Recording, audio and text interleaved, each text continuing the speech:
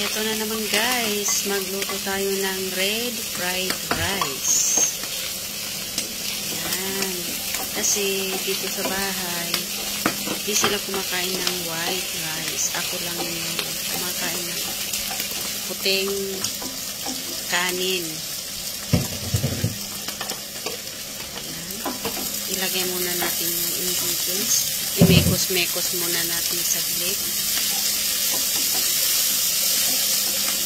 Mekos.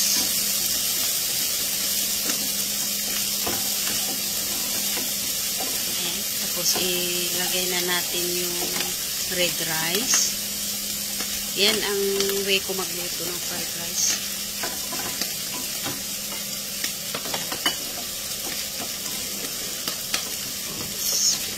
Haluin natin ng maigi. I-mekos-mekos natin.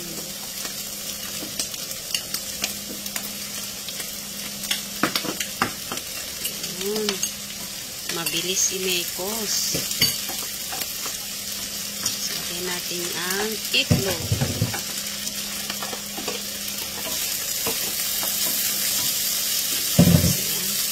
Haluin din natin. Mekos-mekos ulit natin. Yan.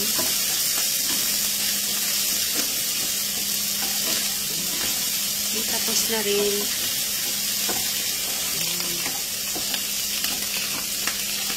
Tapos na rin ang ating fried rice.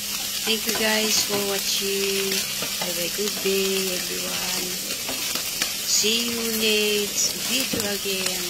Thank you.